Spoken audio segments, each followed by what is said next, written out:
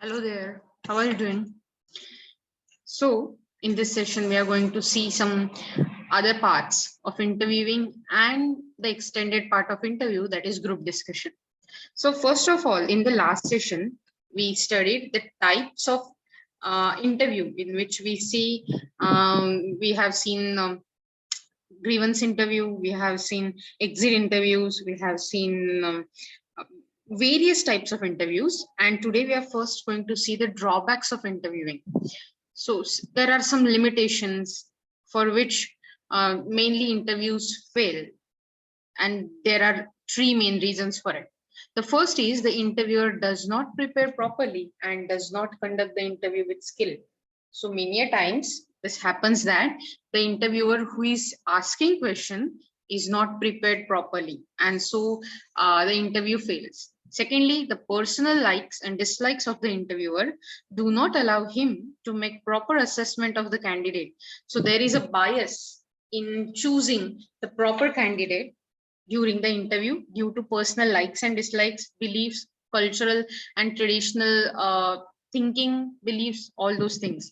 These likes and dislikes may be on the basis of race, religion, educational background, and even the behavior of the candidate, like his posture or way of talking. So overall, the overall impact of a person's body posture, body gestures, the way of talking, expressions, and personal likes, dislikes make the interviewer bias, and then interview can fail. It is the second drawback. And the third one is, at an interview, the stress is usually on making the candidate speak out, while the job may call for a good listener. So generally, this can happen that in a job, you need to listen carefully. What interviewer is saying, you need to listen to it. But because of the stress, and stress is playing a key part while doing the interviews, the candidate speaks out. That means he speaks a lot. For instance, a candidate who speaks out impressively may make a good salesman, but not a good bookkeeper or private secretary. So for that position, that is the possibility that you may not need to talk a lot like a salesman, but you need to listen properly. So these kind of the skills or lack of skills, we can say, which generally are opened up due to stress, and the interview may fail. So these are the three reasons: that not prepared interviewer, personal likes and dislikes of interviewer, and the stress which can cause an interview to fail. Let's see one example. It's a case of bias of an interviewer. Mr. Ghosh was a retired ICS officer who was appointed as Chief Personal Officer, that is CPO, by the large industrial company in Calcutta. Having received his own education in England, he believed that all persons holding degree from Indian universities are not properly educated. This attitude resulted in his recruiting only foreign returned applicants for the top executive posts, while Indian educated applicants were given subordinate posts in spite of their superior qualifications. So this is kind of example of personal bias or likes and dislikes and beliefs. So Mr. Ghosh, who only believes in quality of or superior quality of foreign education in comparison with our domestic education, he has given all the top priority posts to the foreign returned students, and even the students who have learned in domestic universities and have supreme qualities, they're given subordinate post due to personal bias of the interviewer. This is the failed interview example. Okay, then we are moving to the main and very important part of interview or interview process, we can say, that is a group discussion. When a set of persons are brought together to express their opinions on an allocated subjects leading to the subsequent change in views, it is said that they're doing group discussions. Okay. So generally, people are brought together for the group discussion. They are given one subject, and then whenever these subjects are given, they have to discuss over it all the sides, all the dimensions of that subject.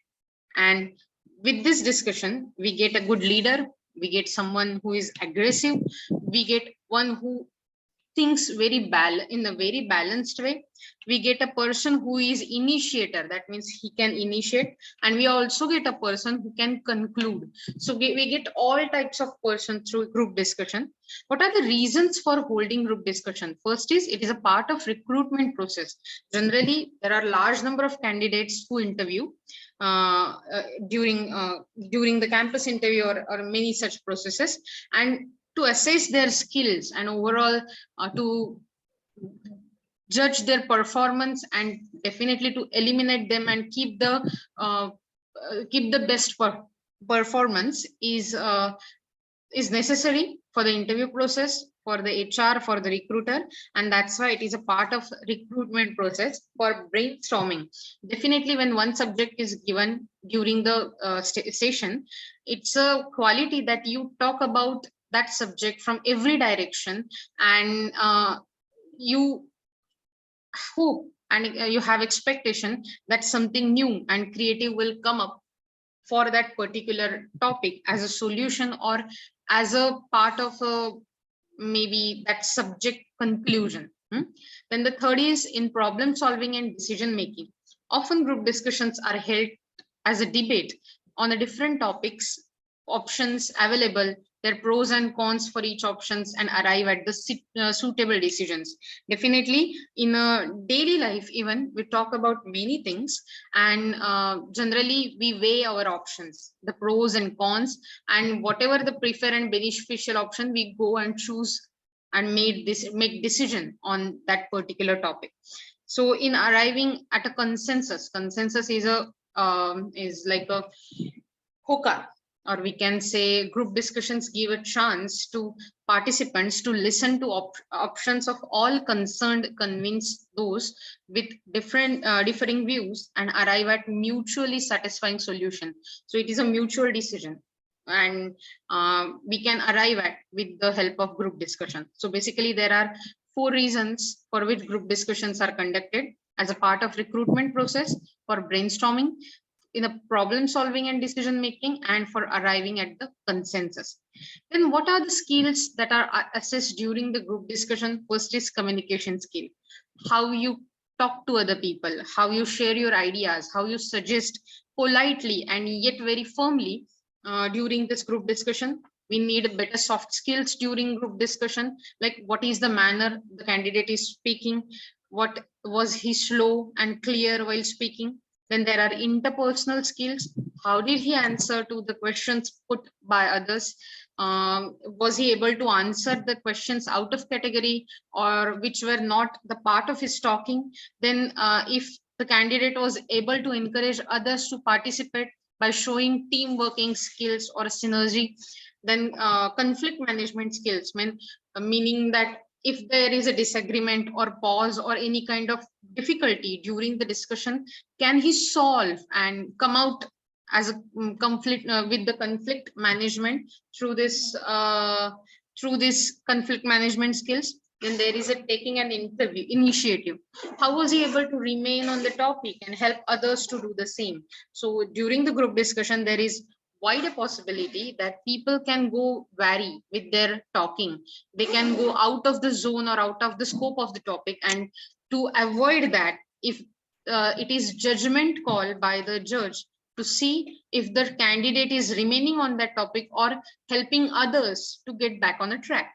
Then there is the leadership skills. Was he summarizing, repeating ideas when necessary? So was he actually initiating the discussion? Was he summarizing in between? So that can be assessed during the group discussion. And then presentation skills, how good was he in substantiating his point of view? So you have to put forward your point of view, you have to put forward your opinions, but they shouldn't be much aggressive, they shouldn't be much extreme, and they should be balanced. But was that skill included in the candidate's performance? That's what gauged in during the group discussion. Then negotiation skills, did he listen patiently to others? If yes, Were they aware of his act of listening? So definitely a good part of communication and work done is negotiation and listening. So if the candidate can listen properly, that is the question. Also, if the other candidates are aware, if they are aware that he is listening, and then the observation skills, was he able to understand and extend ideas presented by others? So all in all, we can say many of the skills are judged and assessed during group discussion. First was communication skills, other was soft skills, then the interpersonal skills, team working skills, conflict management skills, taking an interview, leadership skills, presentation skills, negotiation skills, and observation skills. Overall, we can say group discussion is like a big brother to the interview. Interview only has one person to listen and one person to answer generally, or 4 to 5 members of the panel to listen and ask questions while one person can answer. But in case of group discussion, many people are talking, many people are listening, while they all have to prove that they are better.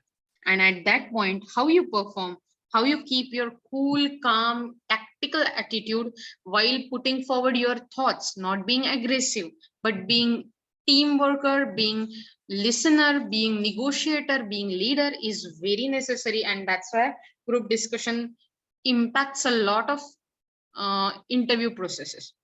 Then there are ways to develop these group discussion skills. First is you should be able to understand what skills are assessed and how they are assessed. So first part is done.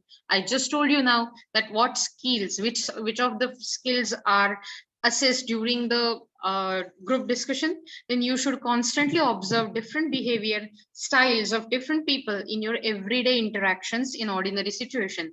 So basically, observation becomes the part of your daily life to improve your observational skills. Then you need to carry everyday interaction with other peoples. You talk to many peoples on the variety of topic, and whenever there is a topic which you don't know about, you must get the information from others or from the internet or from any other sources to make you aware and very well-known person. Or we can say in Marathi it is bahushrut, that means a person who has listened, who has read a lot. Then there is, you should keep practicing behaviors that depict the skills being assessed. For instance, show an ability to listen attentively to others, exhibit confidence and self-assurance. So during your day-to-day talking communication, please listen attentively, because it gives you practice, it makes you more comfortable during the group discussions while listening, and also exhibit your confidence and self-assurance. Then take the initiative to lead the discussion whenever you see others have fallen silent. So whenever the group discussion is on the silent mode, please take the initiative, start talking to the topic and not from out of the scope topic. Then be convincing, persuasive, and argue logically. Whenever you're talking, convince people, be persuasive that your topic, your saying, your opinion is valid, and show the validity with the logic and not with some personal grudges or personal bias. Then be clear and lucid while unfailingly polite. So whenever you're talking, be lucid, be very smooth, and definitely always be polite, but not too polite also. Then never show undue aggression or pride. So don't take topics personally, take it as a overall or general topic of discussion, and don't be very aggressive or prideful. Be mindful in that sense. Then never interrupt others while they are speaking. So whenever other people are speaking, don't interrupt them, let them complete the point. And even you, if you want to cross that point, then after they have finished, you can talk and cross their point very politely but very logically, and without aggression and pride. Okay, so these are the things that a candidate can do to develop the group discussion skills. First, know the skills, apply them in your day-to-day life, and keep improving on a daily basis.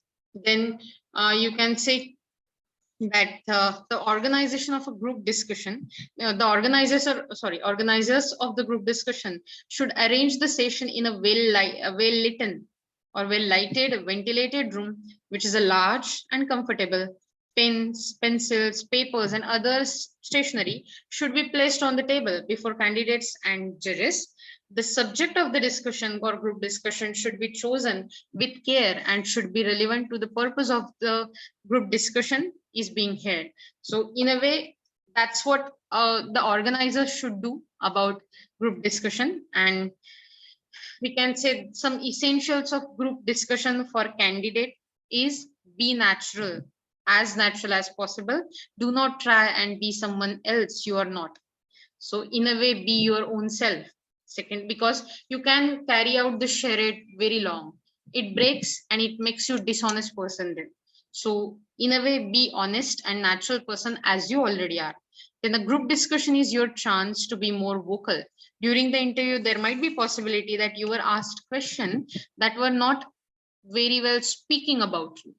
So group discussion is part where you can be vocal about your opinions. The point of interest to the evaluator is to hear you speak.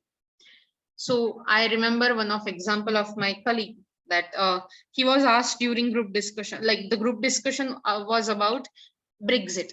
And because he was not from the economic background or financial background, he was aware about Brexit, but he was not aware about the other impacts of Brexit. So there was discussion going on and on and on about the Brexit and its impact on European Union. But then he thought about it for some time and he put forward the topic that let's talk something about the impact of Brexit on Indian economy. And with that he started about history of British and India and the trade, and then he goes on and on about 5 minutes what he understood about the topic. He mentioned it there, and then the people were impressed because he came up with the different dimension, but it was a proper and within the scope of the group discussion, and so he got the job definitely. So be your own self, be more vocal and be logical. Take time to think what you are going to say. If allowed, take a piece of paper and pen with you and jot down your thoughts before verbalizing them. This could help you create the right framework for your discussion. So even writing paper, you point out the main point and then write about them. Similarly, you should do that. You should think what you are going to say. If time has allowed, then you should jot down the points you want to say. So it creates a right framework for yourself to talk about.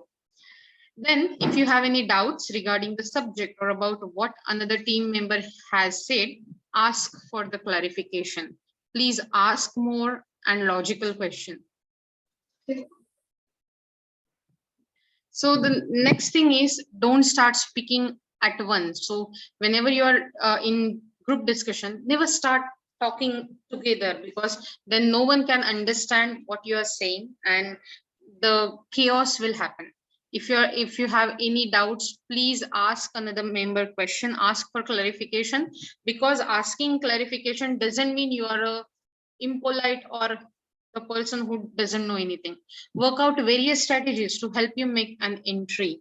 So you need to know how you should start, where you should start, what point is the correct way to express your views. Do not be swayed when you are told that opening the discussion is the only way of gaining attention and recognition. If you do not give valuable insights during the discussion, all your efforts of initiating the discussion will be in vain. So definitely initiating the group discussion is a way to get attention. But if that was not possible, then you can give valuable insights during discussions and they are valued too. Then the score you receive depends not only upon the verbal communication, but also non-verbal skills. So your body language, your gestures, your expressions, your mannerism also reflect in your scores, and your attitude matters a lot apart from what you have to say. Then the language skills are quite important to mention your topic, to say across what you want to say clearly and fluently. It is very necessary. Be assertive and not dominating. Definitely put forward your point firmly, but don't be dominating. Don't dominate the discussion. Balance your tone during the discussion. Be patient. Don't lose your cool. If anyone says anything you object to, the key is to stay objective. Don't take the discussions personally. That's what I mentioned during the beginning of discussion. That during the group discussion, never take any comment, any topic personally. Be quite objective about it.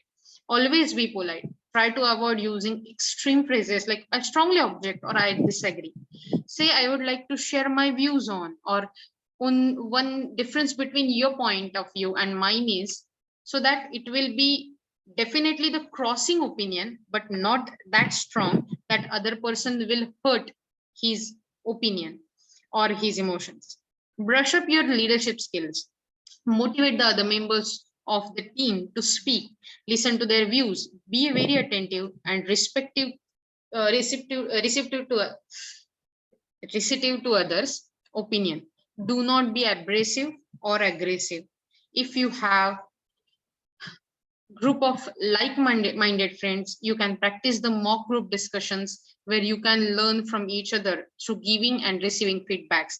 So if you conduct such kind of mock discussions, that would be very helpful during your educational sessions and during your interviews also. There are some do's and don'ts of group discussion. First do's are, let me read it for you. Define the topic or issue.